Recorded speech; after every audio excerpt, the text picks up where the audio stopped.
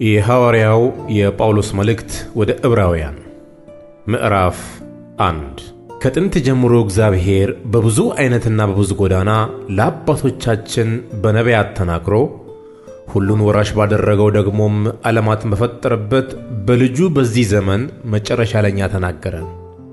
እርሱም የክብሩ መንጸባረቅና የባሕርዩ ምሳሌ ሆኖ ሁሉም በሥልጣኑ ቃል እየደገፈ ኀጢአታችንን በራሱ ካነጻ በኋላ በሰማያት በግርማው ቀኝ ተቀመጠ። ከመላእክት ይልቅ እጅግ የሚበልጥ ስም በወረሰ መጠን እንዲሁ ከእነርሱ አብዝቶ ይበልጣል።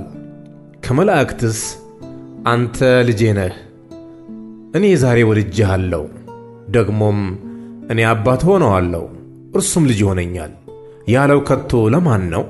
ደግሞም በኵርን ወደ ዓለም ሲያገባ የእግዚአብሔር መላእክት ሁሉም ለእርሱ ይስገዱ ይላል። ስለ መላእክትም መላእክቱን መናፍስት አገልጋዮቹንም የእሳት ነበልባል የሚያደርግ ይላል። ስለ ልጁ ግን አምላክ ሆይ ዙፋንህ እስከ ዘላለም ድረስ ይኖራል። የመንግሥት በትር የቅንነት በትር ነው። ጽድቅን ወደድህ፣ ዓመፅን ጠላ። ስለዚህ እግዚአብሔር አምላክህ ከጓደኞችህ ይልቅ በደስታ ዘይት ቀባህ ይላል። ደግሞም ጌታ ሆይ አንተ ከጥንት ምድርን መሠረትክ፣ ሰማዮችም የእጆች ሥራ ናቸው። እነርሱም ይጠፋሉ፣ አንተ ግን ጸንተህ ትኖራለህ። ሁሉም እንደ ልብስ ያረጃሉ፣ እንደ መጎናጸፊያም ተጠቀልላቸዋለህ፣ ይለወጡማል። አንተ ግን አንተ ነህ፣ ዓመቶችህም ከቶ አያልቁም ይላል። ነገር ግን ከመላእክት ጠላቶችህ የእግርህ መረገጫ እስካደርግልህ ድረስ በቀኜ ተቀመጥ ከቶ ለማን ብሎአል? ሁሉን መዳንን ይወርሱ ዘንድ ስላላቸው ለማገዝ የሚላኩ የሚያገለግሉ መናፍስት አይደሉምን? ምዕራፍ 2 ስለዚህ ከሰማነው ነገር ምናልባት እንዳንወሰድ ለእርሱ አብልጠን ልንጠነቀቅ ያስፈልገናል። በመላእክት የተነገረው ቃል ጽኑ ከሆነ መተላለፍና አለመታዘዝም ሁሉ የጽድቅ ብድራት ከተቀበለ እኛስ እንዲህ ያለውን ታላቅ መዳን ቸል ብንለው እንዴት እናመልጣለን? ይህ በጌታ በመጀመሪያ የተነገረ ነበርና የሰሙትም ለእኛ ጸኑት። እግዚአብሔርም እርሱ ራሱ እንደፈቀደ በምልክትና በድንቅ ነገር በልዩ ልዩ ታምራትም መንፈስ ቅዱስንም በማደል አብሮ መሰከረለት። ስለ እርሱ የምንናገርበትን የሚመጣውን ዓለም ለመላእክት ያስገዛው አይደለምና፣ ነገር ግን አንዱ በአንዱ ስፍራ ታስበው ዘንድ ሰው ምንድን ነው? ወይስ ትጎበኘው ዘንድ የሰው ልጅ ምንድን ነው? ከመላእክት ይልቅ በጥቂት አሳነስኸው፣ የክብርና የምስጋና ዘውድ ጫንለት፣ በእጆችህም ሥራ ላይ ሾምኸው፣ ሁሉን ከእግሮቹ በታች አስገዛህለት ብሎ መሰከረ። ሁሉን ከእርሱ በታች ባስገዛ ጊዜ ያልተገዛለት ምንም አልተወምና፣ አሁን ግን ሁሉ እንደተገዛለት ገና አናይም። ነገር ግን በእግዚአብሔር ጸጋ ስለ ሰው ሁሉ ሞትን ይቀምስ ዘንድ ከመላእክት ይልቅ በጥቂት አንሶ የነበረውን ኢየሱስን ከሞት መከራ የተነሣ የክብርና የምስጋና ዘውድ ተጭኖ እናየዋለን። ብዙ ልጆችን ወደ ክብር ሲያመጣ የመዳናቸው ራስ በመከራ ይፈጸም ዘንድ ከእርሱ የተነሣ ሁሉ በእርሱም ሁሉ ለሆነ ለእርሱ ተገብቶአልና፣ የሚቀድሰውና የሚቀድሱት ሁሉ ካንድ ናቸውና። ስለዚህም ምክንያት ስምህን ለወንድሞቼ ነግራቸዋለሁ፣ በማኅበርም መካከል በዜማ አመሰግንሃለሁ። ደግሞም እኔ በእርሱ እታመናለሁ። ደግሞም እነሆኝ እኔ እግዚአብሔር የሰጠኝንም ልጆች ሲል ወንድሞቼ ብሎ ሊጠራቸው አያፍርም። እንግዲህ ልጆቹ በሥጋና በደም ስለሚካፈሉ እርሱ ደግሞ በሞት ላይ ሥልጣን ያለውን በሞት እንዲሽር ይኸውም ዲያብሎስ ነው። በሕይወታቸውም ሁሉ ስለ ሞት ፍርሃት በባርነት ይታሰሩ የነበሩትን ሁሉ ነፃ እንዲያወጣ በሥጋና በደም እንዲሁ ተካፈለ። የአብርሃምን ዘር ይዞአል እንጂ የያዘው የመላእክትን አይደለም። ስለዚህ የሕዝብን ኀጢአት ለማስተረይ ለእግዚአብሔር በሆነው ነገር ሁሉ የሚምርና የታመነ ሊቀ ካህናት እንዲሆን በነገር ሁሉ ወንድሞቹን ሊመስል ተገባው።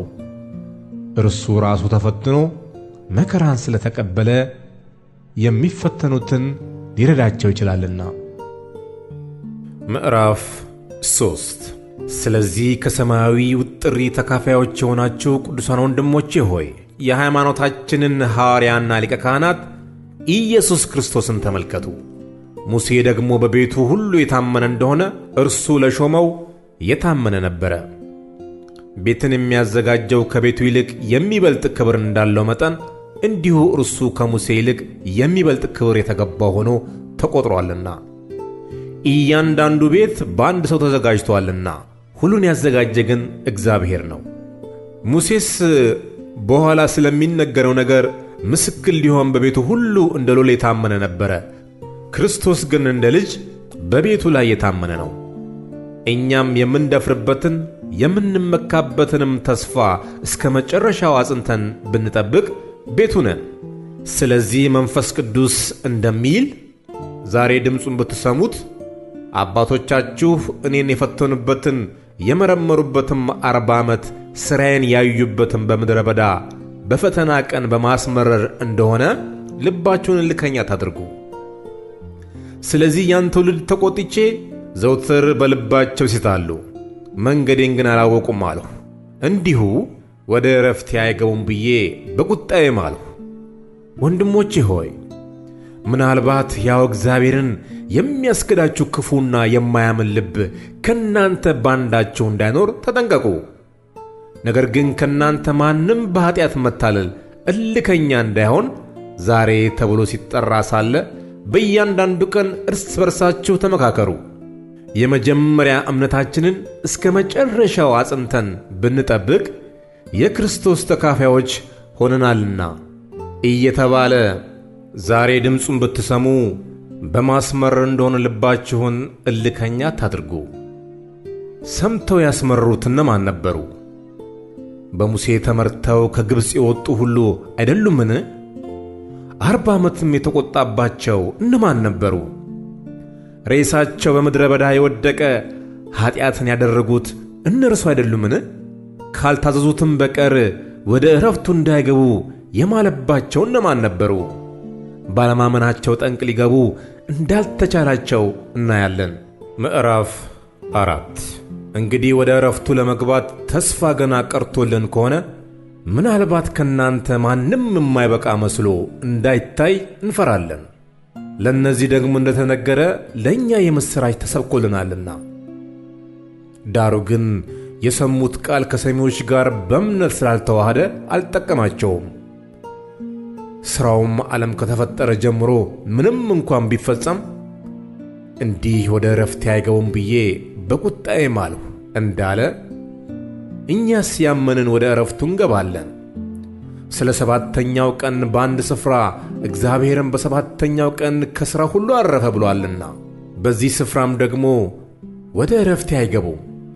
እንግዲህ አንዳንዶች በዚያ እንዲገቡ ስለቀሩ ደግሞም የምሥራች የተሰበከላቸው ባለመታዘዝ ጠንቅ ስላልገቡ ዛሬ ድምፁን ብትሰሙት ልባችሁን እልከኛ ታድርጉ።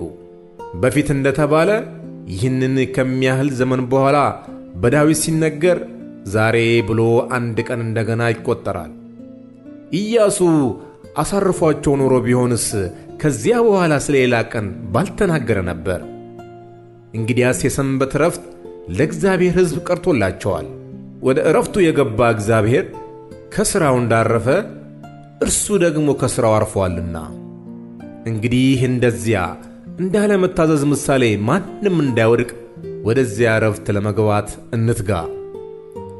የእግዚአብሔር ቃል ሕያው ነውና የሚሠራም ሁለትም አፍ ካለው ሰይፍ ይልቅ የተሳለ ነው፣ ነፍስንና መንፈስንም ጅማትና ቅልጥምንም እስኪለይ ድረስ ይወጋል፣ የልብንም ስሜትና ሐሳብ ይመረምራል። እኛን በሚቆጣጠር በእርሱ ዐይኖቹ ፊት ሁሉ ነገር የተራቆተና የተገለጠ ነው እንጂ በእርሱ ፊት የተሰወረ ፍጥረት የለም።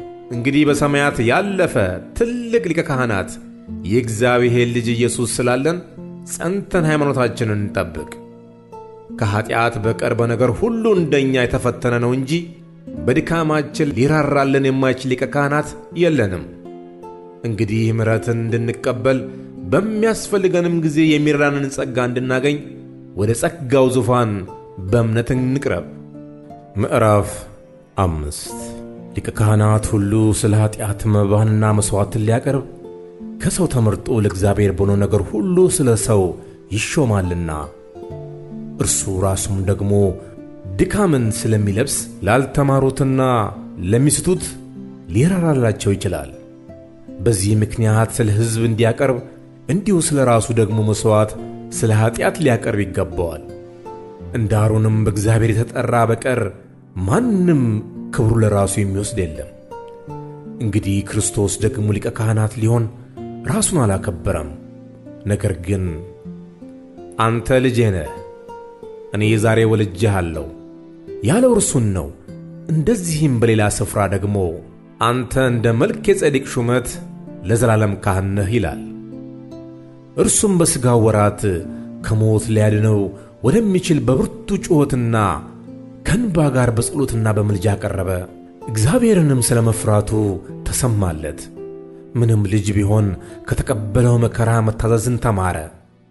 ከተፈጸመም በኋላ በእግዚአብሔር እንደ መልከ ጼዴቅ ሹመት ሊቀ ካህናት ተብሎ ስለተጠራ ለሚታዘዙለት ሁሉ የዘላለም መዳን ምክንያት ሆነላቸው። ስለ እርሱም የምንናገረው ብዙ ነገር አለን። ጆሮቻችሁም ስለፈዘዙ በቃል እንተረጉመው ጭንቅ ነው። ከጊዜው የተነሣ አስተማሪዎች ልትሆኑ ሲገባችሁ አንድ ሰው ስለ እግዚአብሔር ቃላት መጀመሪያ ያለውን የሕፃናትን ትምህርት እንዲያስተምራችሁ እንደገና ያስፈልጋችኋልና የሚያስፈልጋችሁም ወተት ነው እንጂ ጠንካራ ምግብ አይደለም። ወተት የሚጋት ሁሉ ሕፃን ስለሆነ የጽድቅን ቃል አያውቅምና፣ ጠንካራ ምግብ ግን መልካሙንና ክፉን ለመለየት በሥራቸው የለመደ ልቦና ላላቸው ለፍጹማን ሰዎች ነው። ምዕራፍ 6 ስለዚህ የክርስቶስን ነገር መጀመሪያ የሚናገረውን ቃል ትተን ወደ ፍጻሜ እንሄድ። መሠረትን ደግመን አንመስርት። እርሱም ከሞተ ሥራ ንስሐና በእግዚአብሔር እምነት ስለ ጥምቀቶችና እጆችንም ስለ መጫን፣ ስለ ሙታን ትንሣኤ፣ ስለ ዘላለም ፍርድ ትምህርት ነው። እግዚአብሔርም ቢፈቅድ ይህን እናደርጋለን። አንድ ጊዜ ብርሃን የበራላቸው ሰማያዊን ስጦታ የቀመሱትን ከመንፈስ ቅዱስም ተካፋዮች ሆነው የነበሩት መልካሙንም የእግዚአብሔርን ቃልና ሊመጣ ያለውን የዓለም ኃይል የቀመሱትን በኋላም የካዱትን እንደገና ለንስሐ እነርሱን ማደስ የማይቻል ነው። ለራሳቸው የእግዚአብሔር ልጅ ይሰቅሉታልና ያዋርዱትማልና።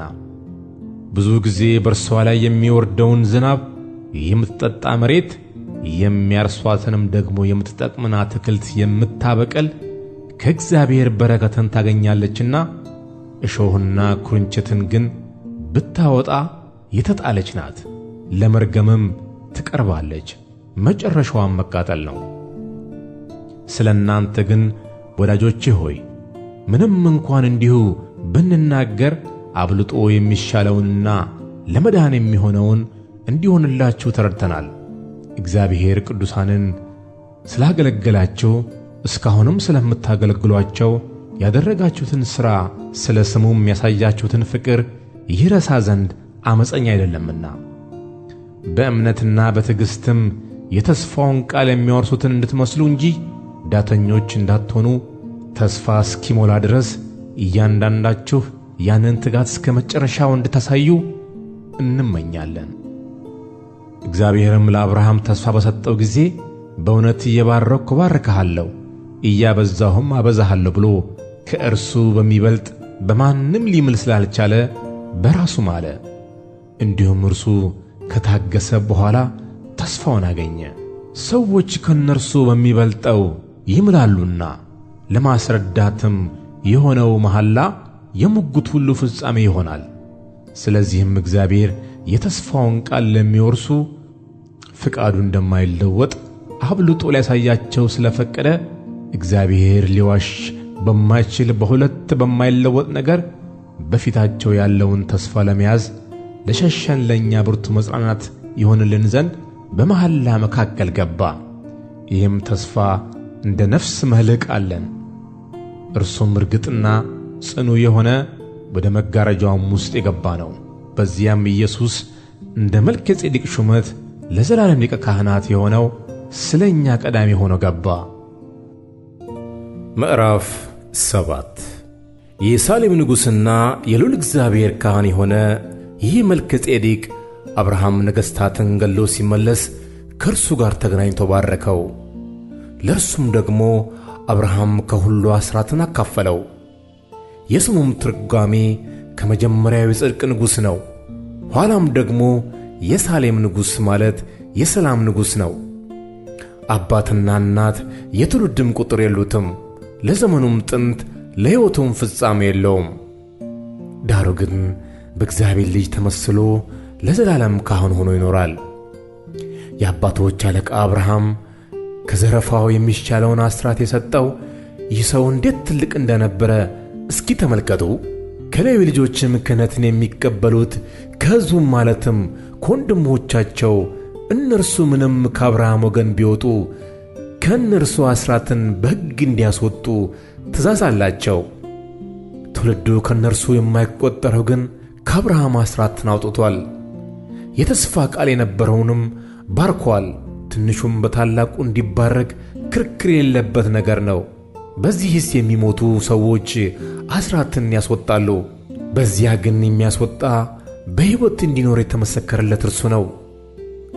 ይህንም ለማለት ሲፈቅድ አስራትን የሚያስወጣ ሌዊ እንኳን በአብርሃም እጅ አስራትን ሰጥቷል። መልከ ጼዴቅ በተገናኘው ጊዜ ገና በአባቱ ወገብ ነበርና። እንግዲህ ሕዝቡ በሌዊ ክህነት የተመሠረተ ሕግ ተቀብለዋልና በዚያ ክህነት ፍጹምነት የተገኘ ቢሆን እንደ አሮን ሹመት የማይቈጠር እንደ መልከ ጼዴቅም ሹመት ግን የሆነ ሌላ ካህን ሊነሣ ወደፊት ስለምን ያስፈልጋል? ክህነቱ ሲለወጥ ሕጉ ደግሞ ሊለወጥ የግድ ነውና። ይህ ነገር የተነገረለት እርሱ በሌላ ወገን ተካፍሏልና ከዚያም መሠዊያውን ያገለገለ ማንም የለም። ጌታችን ከይሁዳ ነገድ እንደወጣ የተገለጠ ነውና፣ ስለዚህም ነገድ ሙሴ ምንም እንኳን ስለ ክህነት አልተናገረም። በማያልፍም ሕይወት ኃይል እንጂ በሥጋ ትእዛዝ ሕግ ሳይሆን ሌላ ካህን በመልከ ጼዴቅ ምሳሌ ቢነሣ ይህ እጅግ አብልጦ የሚገለጥ ነው። አንተ እንደ መልከ ጼዴቅ ሹመት ለዘላለም ካህን ነህ ብሎ ይመሰክራልና ሕጉ ምንም ፍጹም አላደረገምና፣ ስለዚህም የምትደክም የማትጠቅምም ስለሆነች የቀደመች ትእዛዝ ተሽራለች። ወደ እግዚአብሔርም የምንቀርብበት የሚሻል ተስፋ ገብቶአል። እነርሱም ያለ መሐላ ካህናት ሆነዋልና፣ እርሱ ግን ጌታ እንደ መልከ ጼዴቅ ሹመት ለዘላለም ካህን ነህ ብሎ ማለ አይጸጸትም ብሎ በተነገረለት ከመሐላ ጋር ካህን ሆኗልና፣ ያለ መሐላ ካህን እንዳልሆነ መጠን እንዲሁ ኢየሱስ ለሚሻል ኪዳን ዋስ ሆኗል። እነርሱም እንዳይኖሩ ሞት ስለከለከላቸው ካህናት የሆኑት ብዙዎች ናቸው። እርሱ ግን ለዘላለም የሚኖር ስለሆነ የማይለወጥ ክህነት አለው። ስለ እነርሱም ሊያማልድ ዘውትር በሕይወት ይኖራልና፣ ስለዚህ ደግሞ በእርሱ ወደ እግዚአብሔር የሚመጡትን ፈጽሞ ሊያድናቸው ይችላል። ቅዱስና ያለ ተንኰል ነውርም የሌለበት ከኃጢአተኞችም የተለየ ከሰማያትም ከፍ ከፍ ያለ እንደዚህ ያለ ሊቀ ካህናት ይገባልና፣ እርሱም እንደነዚህ ሊቀ ካህናት አስቀድሞ ስለ ራሱ ኃጢአት በኋላም ስለ ሕዝቡ ኃጢአት ዕለት ዕለት መሥዋዕትን ሊያቀርብ አያስፈልገውም። ራሱን ባቀረበ ጊዜ ይህን አንድ ጊዜ ፈጽሞ አድርጎአልና። ሕጉ ድካም ያላቸውን ሰዎች ሊቀ ካህናት አድርጎ ይሾማልና፣ ከሕግ በኋላ የመጣ የመሐላው ቃል ግን ለዘላለም ፍጹም የሆነውን ልጅ ይሾማል። ምዕራፍ 8 ከተናገርነውም ዋና ነገሩ ይህ ነው። በሰማያት በግርማው ዙፋን ቀኝ የተቀመጠ እንዲህ ያለ ሊቀ ካህናት አለን።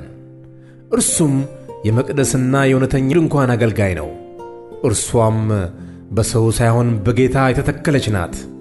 ሊቀ ካህናት ሁሉ መባንና መሥዋዕትን ሊያቀርብ ይሾማልና፣ ስለዚህም ለዚህ ደግሞ የሚያቀርበው አንዳች ሊኖረው የግድ ነው።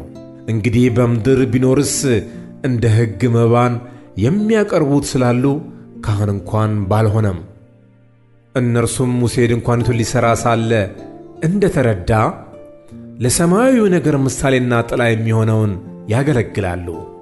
በተራራው እንደተገለጠልህ ምሳሌ ሁሉን ታደርግ ዘንድ ተጠንቀቅ ብሎት ነበርና፣ አሁን ግን በሚሻል ተስፋ ቃል በተመሠረተ በሚሻል ኪዳን ደግሞ መካከለኛ እንደሚሆን በዚያ ልክ እጅግ የሚሻል አገልግሎት አግኝተዋል። ፊተኛው ኪዳን ነቀፋ ባይኖረው ለሁለተኛው ስፍራ ባልተፈለገም ነበር፣ እነርሱን እየነቀፈ ይላቸዋልና። እነሆ ከእስራኤል ቤትና ከይሁዳ ቤት ጋር አዲስ ኪዳን የምገባበት ወራት ይመጣል ይላል ጌታ። ከግብፅ አገር አወጣቸው ዘንድ እጃቸውን በያዝኩበት ቀን ከአባቶቻቸው ጋር እንደ ገባሁት ኪዳን አይደለም። እነርሱ በኪዳን ያልጸኑምና እኔም ቸል አልኋቸው ይላል ጌታ። ከዚህ ወራት በኋላ ከእስራኤል ቤት ጋር የምገባው ቃል ኪዳኔ ነውና ይላል ጌታ። ሕጌን በልቦናቸው አኖራለሁ፣ በልባቸውም እጽፈዋለሁ። እኔም አምላክ እሆናቸዋለሁ፣ እነርሱም ሕዝብ ይሆኑኛል። እያንዳንዱም ጎረቤቱን እያንዳንዱም ወንድሙን ጌታውን እወቅ ብሎ አያስተምርም። ከታናሹ ጀምሮ እስከ ታላቁ ድረስ ሁሉ ያውቁኛልና ዓመፃቸውን እምራቸዋለሁና ኃጢአታቸውንም ደግሜ አላስብም። አዲስ በማለቱ ፊተኛውን አስረጅቶአል፣ አሮጌና ውራጅ የሆነውስ ሊጠፋ ቀርበዋል። ምዕራፍ 9 ፊተኛይቱም ደግሞ የአገልግሎት ሥርዓትና የዚህ ዓለም የሆነው መቅደስ ነበራት። የመጀመሪያይቱ ድንኳን ተዘጋጅታ ነበርና በእርሷም ቅድስት በምትባለው ውስጥ መቅረዙና ጠረጴዛው የመሥዋዕቱም ኅብስት ነበረባት። ከሁለተኛውም መጋረጃ ወዲያ ቅድስተ ቅዱሳን የምትባለው ድንኳን ነበረች። በዚያም ውስጥ የወርቅ ማዕጠንት ነበረ። ሁለንተናውም በወርቅ የተለበጠች የኪዳን ታቦት፣ በእርሷም ውስጥ መና ያለበት የወርቅ መሶብና የበቀለች የአሮን በትር የኪዳኑም ጽላት ነበሩ። በላዩም ማስተስረያውን የሚጋርዱ የክብር ኪሩቤል ነበሩ። ስለ እነዚህም ስለ እያንዳንዳቸው ልንናገር አሁን አንችልም። ይህም እንደዚህ ተዘጋጅቶ ሳለ ካህናት አገልግሎታቸውን እየፈጸሙ ዘውትር በፊተኛይቱ ድንኳን ይገቡባታል። በሁለተኛው ግን ሊቀ ካህናት ብቻውን በዓመት አንድ ጊዜ ይገባባታል። እርሱም ስለ ራሱና ስለ ሕዝቡ ስህተት የሚያቀርበውን ደም ሳይዝ አይገባም።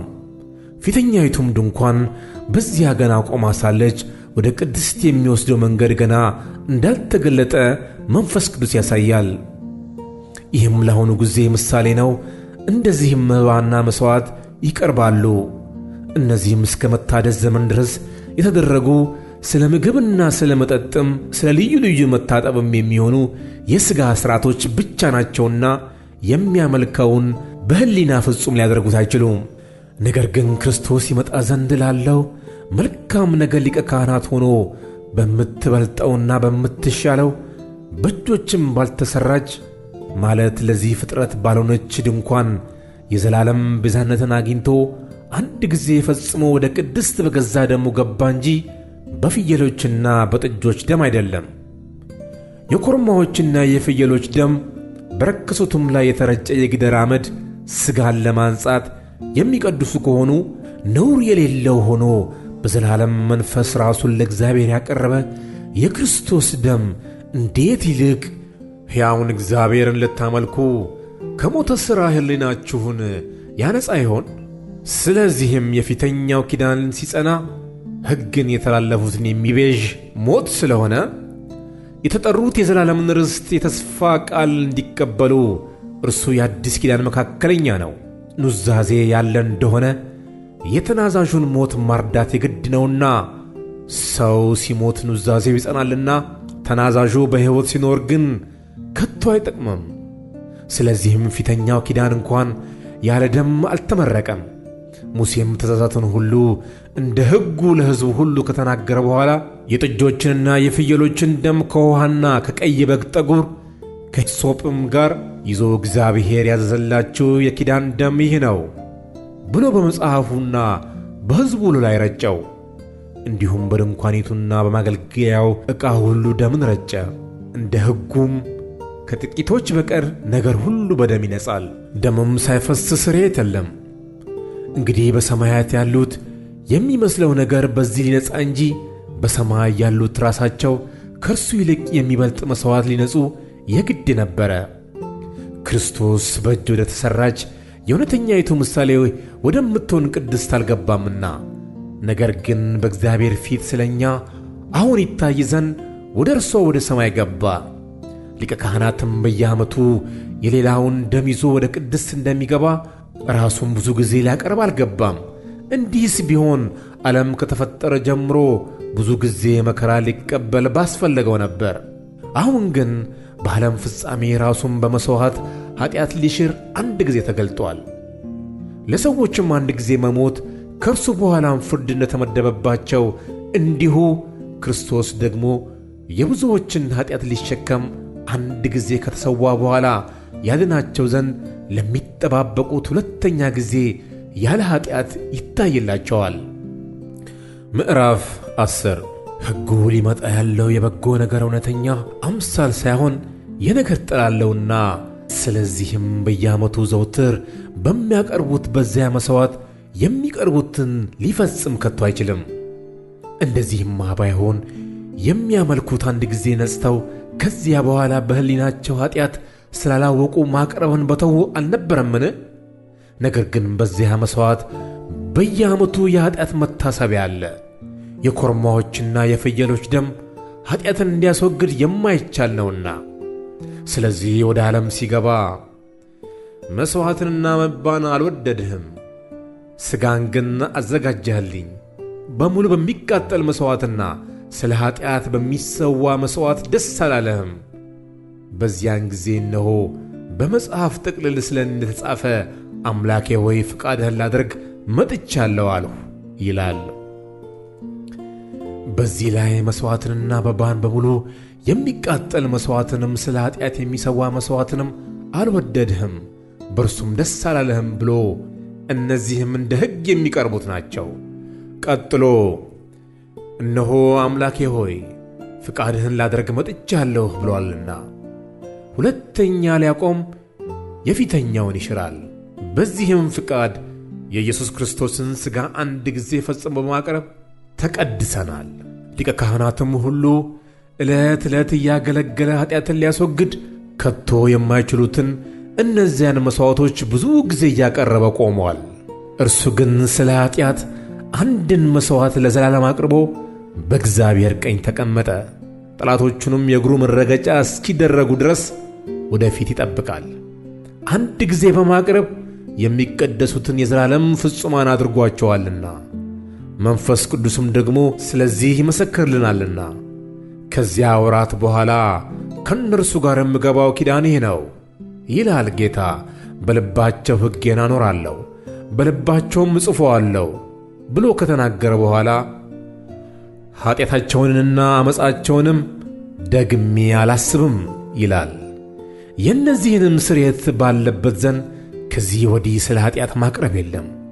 እንግዲህ ወንድሞች ሆይ በመረቀልን በአዲስና በሕያዋ መንገድ ወደ ቅድስት በኢየሱስ ደም በመጋረጃዋ ማለት በሥጋዋ በኩል እንድንገባ ድፍረት ስላለን፣ በእግዚአብሔርም ቤት ላይ የሆነ ታላቅ ካህን ስላለን ከክፉ ሕሊና ለመንጻት ልባችንን ረጭተን ሰውነታችንን በጥሩ ውኃ ታጥበን በተረዳንበት እምነት በቅን ልብ እንቅረብ። የተስፋን ቃል የሰጠው የታመነ ነውና እንዳይነቃነቅ የተስፋችን ምስክርነትን እንጠብቅ። ለፍቅርና ለመልካምም ሥራ እንድንነቃቃ እርስ በርሳችን እንተያይ። በአንዳንዶችም ዘንድ ልማድ እንደሆነው መሰባሰባችንን አንተው፣ እርስ በርሳችን እንመካከር እንጂ ይልቁንም ቀኑ ሲቀርብ እያያችሁ አብልጣችሁ ይህንን አድርጉ። የእውነትን ዕውቀት ከተቀበልን በኋላ ወደን ኀጢአት ብናደርግ ከእንግዲህ ወዲህ ስለ ኀጢአት መሥዋዕት አይቀርልንምና። የሚያስፈራ ግን የፍርድ መጠበቅ ተቃዋሚዎችን ሊበላ ያለው የእሳት ብርታት አለ። የሙሴን ሕግ የናቀ ሰው 2 ወይም 3 ቢመሰክሩበት ያለ ርኅራኄ ይሞታል። የእግዚአብሔርን ልጅ የረገጠ ያንንም የተቀደሱትንም የኪዳኑንም ደም እንደ ርኩስ ነገር የቈጠረ የጸጋውንም መንፈስ ያክፋፋ እንዴት ይልቅ የሚብስ ቅጣት የሚገባው ይመስላችኋል? በቀል የኔ ነው፣ እኔ ብድራትን እመልሳለሁ ያለውን እናውቃለንና። ደግሞም ጌታ በሕዝቡ ይፈርዳል። በሕያው እግዚአብሔር እጅ መውደቅ የሚያስፈራ ነው። ነገር ግን ግማሽ በነቀፋና በጭንቅ እንደ መጫወቻ ስለሆናችሁ፣ ግማሽም እንዲህ ካሉት ጋር ስለተካፈላችሁ፣ ብርሃን ከበራላችሁ በኋላ መከራ በሆነበት በትልቅ ተጋድሎ የጸናችሁበትን የቀድሞውን ዘመን አስቡ። የሚበልጥና ለዘወትር የሚኖር ገንዘብ በሰማይ ለራሳችሁ እንዳላችሁ አውቃችሁ በእስራቴ ራራችሁልኝ። የገንዘባችሁንም ንጥቂያ በደስታ ተቀበላችሁ። እንግዲህ ታላቅ ብድራት ያለውን ድፍረታችሁን አትጣሉ። የእግዚአብሔርን ፍቃድ አድርጋችሁ የተሰጣችሁን የተስፋ ቃል እንድታገኙ መጽናት ያስፈልጋችኋልና። ገና በጣም ጥቂት ጊዜ ነው። ሊመጣ ያለውም ይመጣል፣ አይዘገይምም። ጻድቅ ግን በእምነት ይኖራል። ወደ ኋላም ቢያፈገፍግ ነፍሴ በእርሱ ደስ አይላትም። እኛ ግን ነፍሳቸውን ሊያድኑ ከሚያምኑት ነን እንጂ ወደ ጥፋት ከሚያፈገፍጉ አይደለንም። ምዕራፍ 11 እምነትም ተስፋ ስለምናደርገው ነገር የሚያስረግጥ የማናየውንም ነገር የሚያስረዳ ነው። ለሽማግሌዎች የተመሰከረላቸው በዚህ ነውና፣ ዓለሞች በእግዚአብሔር ቃል እንደተዘጋጁ፣ ስለዚህም የሚታየው ነገር ከሚታዩት እንዳልሆነ በእምነት እናስተውላለን። አቤል ከቃየል ይልቅ የሚበልጥ መሥዋዕትን ለእግዚአብሔር በእምነት አቀረበ። በዚህም እግዚአብሔር ስለ ስጦታው ሲመሰክር እርሱ ጻድቅ እንደሆነ ተመሰከረለት። ሞቶም ሳለ በመሥዋዕቱ እስካሁን ይናገራል። ሄኖክ ሞትን እንዳይ በእምነት ተወሰደ፣ እግዚአብሔርም ስለ ወሰደው አልተገኘም። ሳይወሰድ እግዚአብሔርን ደስ እንዳሰኘ ተመስክሮለታልና። ያለ እምነትም ደስ ማሰኘት አይቻልም። ወደ እግዚአብሔር የሚያደርስ እግዚአብሔር እንዳለ ለሚፈልጉትም ዋጋ እንዲሰጥ ያምን ዘንድ ያስፈልገዋልና። ኖኅ ገና ስለማይታየው ነገር ተረድቶ እግዚአብሔርን እየፈራ ቤተሰቦቹን ለማዳን መርከብን በእምነት አዘጋጀ። በዚያም ዓለምን ኮነነ፣ በእምነትም የሚገኘውን ጽድቅ ወራሽ ሆነ። አብርሃም የተባለውን ርስት አድርጎ ሊቀበለው ወዳለው ስፍራ ለመውጣት በእምነት ታዘዘ። ወዴትም እንደሚሄድ ሳያውቅ ወጣ። ለእንግዶች እንደሚሆን በተስፋ ቃል በተሰጠው ነገር በድንኳን ኖረ። ያን የተስፋ ቃል አብረውት ከሚወርሱ ከይስሐቅና ከያዕቆብ ጋር እንደ መጻተኛ በእምነት ተቀመጠ። መሠረት ያላትን እግዚአብሔር የሠራትና የፈጠራትን ከተማ ይጠብቅ ነበርና። ተስፋ የሰጠው የታመነ እንደሆነ ስለ ቈጠረች ሳራ ራሷ ደግሞ ዕድሜዋ እንኳን ካለፈ በኋላ ዘርን ለመጸነስ ኃይልን በእምነት አገኘች። ስለዚህ ደግሞ በብዛታቸው እንደ ሰማይ ኮከብ እንደማይቈጠርም በባሕር ዳር እንዳለ አሸዋ የነበሩት የሞትን ሰው እንኳን ከመሰለው ካንዱ ተወለዱ። እነዚህ ሁሉ አምነው ሞቱ፣ የተሰጣቸውን የተስፋ ቃል አላገኙምና። ዳሩ ግን ከሩቅ ሆነው አዩትና ተሳለሙት። በምድሪቱም እንግዶችና መጻተኞች እንዲሆኑ ታመኑ። እንግዲህ የሚሉት ለእነርሱ የሚሆነውን አገር እንዲፈልጉ ያመለክታሉና፣ ያን የወጡበትን አገር አስበው ቢሆኑ ሊመለሱ ጊዜ በሆነባቸው ነበር። አሁን ግን የሚበልጠውን እርሱም ሰማያዊ አገር ይናፍቃሉ። ስለዚህ እግዚአብሔር አምላካቸው ተብሎ ሊጠራ በእነርሱ አያፍርም፣ ከተማን አዘጋጅቶላቸዋልና። አብርሃም በተፈተነ ጊዜ ይስሐቅን በእምነት አቀረበ። የተስፋን ቃል የተቀበለው በይስሐቅ ዘር ይጠራልሃል የተባለለት እርሱም አንድ ልጁን አቀረበ። እግዚአብሔር ከሙታን እንኳን ሊያስነሣው እንዲቻለው አስቧልና። ከዚያም ደግሞ በምሳሌ ያገኘው። ይስሐቅ ሊመጣ ስላለው ነገር ያዕቆብንና ኤሳውን በእምነት ባረካቸው። ያዕቆብ ሲሞት በእምነት የዮሴፍ ልጆች እያንዳንዳቸውን ባረካቸው። በዘንጉም ጫፍ ተጠግቶ ሰገደ። ዮሴፍም ወደ ሞት ቀርቦ ሳለ በእምነት ስለ እስራኤል ልጆች መውጣት አስታወሰ፣ ስለ አጥንቱም አዘዛቸው። ሙሴ ከተወለደ በኋላ ወላጆቹ ያማረ ሕፃን መሆኑን አይተው በእምነት 3 ወር ሸሸጉት፣ የንጉሡንም አዋጅ አልፈሩም። ሙሴም ካደገ በኋላ የፈርዖን የልጅ ልጅ እንዳይባል በእምነት እምቢ አለ። ከግብፅም ብዙ ገንዘብ ይልቅ ስለ ክርስቶስ መነቀፍ እጅግ የሚበልጥ ባለጠግነት እንዲሆን አስቧልና ለጊዜው በኃጢአት ከሚገኝ ደስታ ይልቅ ከእግዚአብሔር ሕዝብ ጋር መከራን መቀበል መረጠ። ብድራቱን ትኩር ብሎ ተመልክቶአልና። የንጉሥን ቁጣ ሳይፈራ የግብፅን አገር የተወ በእምነት ነበር። የማይታየውን እንደማያየው አድርጎ ጸንቶአልና። አጥፊው የበኩሮቹን ልጆች እንዳይነካ ፋሲካንና ደምን መርጨትንም በእምነት አደረገ። በደረቅ ምድር እንደሚያልፍ በኤርትራ ባሕር በእምነት ተሻገሩ። የግብፅ ሰዎች ግን ሲሞክሩ ተዋጡ። የኢያሪኮ ቅጥር 7 ቀን ከዞሩበት በኋላ በእምነት ወደቀ። ጋለሞታይቱም ረዓብ ሰላዮችን በሰላም ስለተቀበለቻቸው ከማይታዘዙ ጋር በእምነት አልጠፋችም። እንግዲህ ምን እላለሁ? ስለ ጌዴዎንና ስለ ባርቅ፣ ስለ ሶምሶንና ስለ ዮፍታሔም፣ ስለ ዳዊትና ስለ ሳሙኤል፣ ስለ ነቢያትም እንዳልተርክ ጊዜ ያጥረኛልና። እነርሱ በእምነት መንግሥታትን ድል ነሱ፣ ጽድቅን አደረጉ፣ የተሰጠውን የተስፋ ቃል አገኙ፣ የአንበሶችን አፍ ዘጉ፣ የእሳትን ኃይል አጠፉ፣ ከሰይፍ ስለት አመለጡ፣ ከድካማቸው በረቱ፣ በጦርነት ኃይለኞች ሆኑ፣ የባዕድ ጭፍሮችን አባረሩ። ሴቶች ሙታናቸውን በትንሣኤ ተቀበሉ። ሌሎችም መዳንን ሳይቀበሉ የሚበልጠውን ትንሣኤ እንዲያገኙ እስከ ሞት ድረስ ተደበደቡ።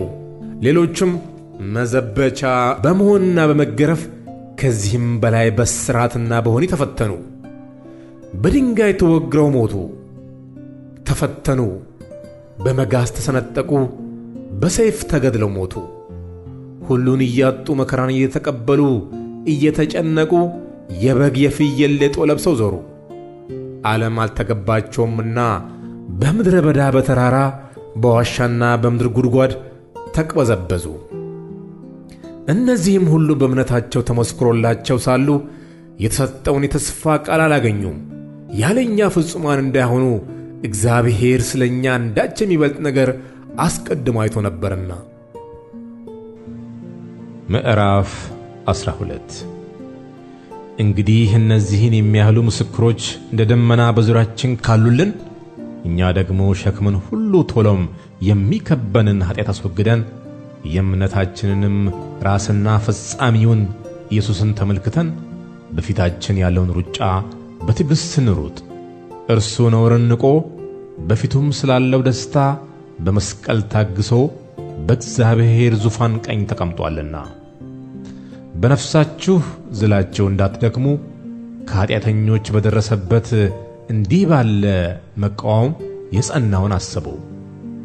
ከኃጢአት ጋር የተጋደላችሁ ገና ደምን እስከ ማፍሰስ ድረስ አልተቃወማችሁም። እንደ ልጆችም ከእናንተ ጋር ልጄ ሆይ የጌታ ቅጣትን አታቃልል፣ በሚገሥጽህም ጊዜ አትድከም፣ ጌታ የሚወደውን ይቀጣዋልና የሚቀበለውም ልጅ ሁሉ ይገርፈዋል ብሎ የሚናገረውን ምክር ረስታችኋል። ለመቀጣት ታገሱ፣ እግዚአብሔር እንደ ልጆች ያደርጋችኋልና። አባቱ የማይቀጣው ልጅ ማን ነው? ነገር ግን ሁሉ የቅጣት ተካፋይ ሆኗልና። ያለ ቅጣት ብትኖሩ ዲቃላዎች እንጂ ልጆች አይደላችሁም። ከዚህም በላይ የቀጡን የሥጋችን አባቶች ነበሩን፣ እናፍራቸውም ነበር። እንዴትስ ይልቅ ለመናፍስት አባት አብልጠን ልንገዛና በሕይወት ልንኖር በተገባን።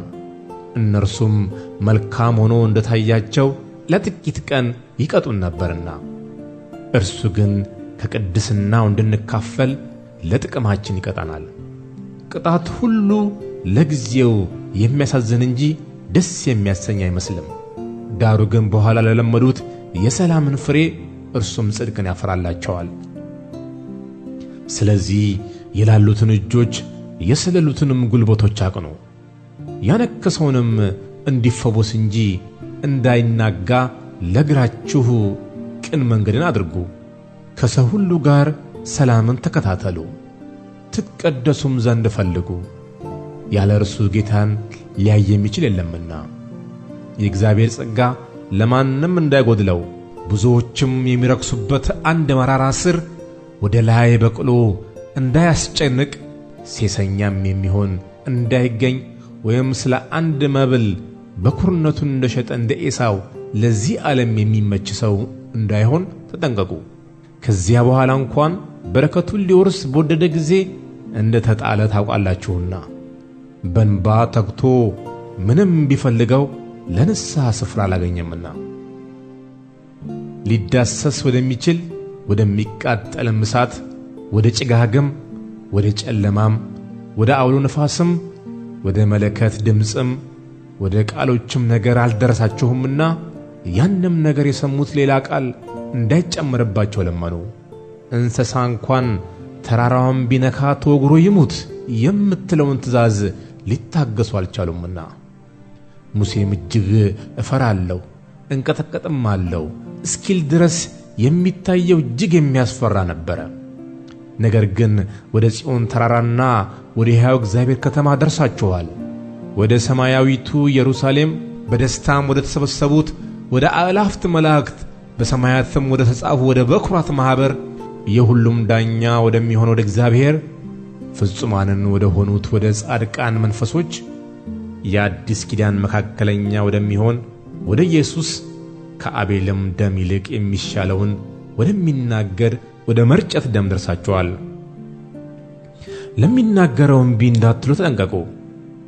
እነዚያ በምድር ላስረዳቸው እምቢ ባሉ ጊዜ ካላመለጡ ከሰማይ ከመጣው ፈቀቅ የምንል እኛስ እንዴት እናመልጣለን? በዚያም ጊዜ ድምፁ ምድርን አናወጠ። አሁን ግን አንድ ጊዜ ደግሜ እኔ ሰማይን አናውጣለሁ እንጂ ምድርን ብቻ አይደለም ብሎ ተስፋ ሰጥቷል።